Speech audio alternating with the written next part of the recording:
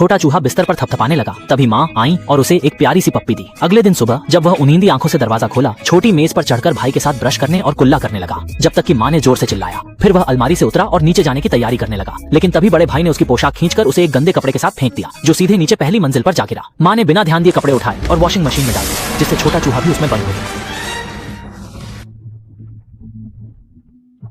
लेकिन छोटा चूहा इंसानों का बेटा कैसे बन सकता है? उस दिन लड़के शाउत ने जोर देकर कहा कि वह एक छोटा भाई चाहता है, इसलिए माता पिता अनाथालय गए एक गोद लेने की इच्छा से। लेकिन सभी बच्चे उनके मुताबिक बिल्कुल सही नहीं थे। तभी उन्होंने स्टुअर्ट को देखा। स्टुअर्ट को यह उम्मीद भी नहीं थी कि माता पिता तुरंत ही उसे चुन लेंगे, शायद इसलिए कि वह छोटा था और उसकी देखभाल आसान थी। इसके बाद स्टुअर्ट ने भारी सामान उठाया और अपने दोस्तों को अलविदा कहकर उनके साथ नई जगह पर आ गया। अब स्टुअर्ट के पास भी अपने माता पिता थे।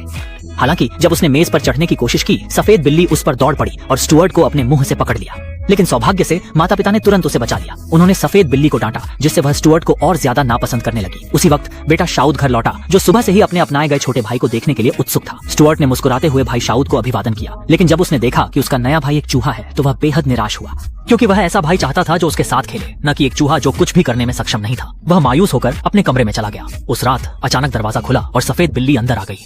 स्टुअर्ट को डराने की योजना बनाकर आई थी, लेकिन स्टुअर्ट बिल्कुल नहीं डरा। वह तो सफेद बिल्ली से दोस्ती करना चाहता था, लेकिन सफेद बिल्ली ने उसे शांत रहने की चेतावनी दी, वरना अच्छे दिन देखने को नहीं मिलेंगे। जब स्टुअर्ट वॉशिंग मशीन में फंसा, तो सफेद बिल्ली ने न केवल उसकी मदद नहीं की, बल्कि उसका मजाक भी उड़ाया। जब माँ ने स्टुअर्ट को बाहर निकाला, तब तक वह कई चक्कर खा चुका था। माँ ने पूछा कि क्या वह ठीक है डैनी?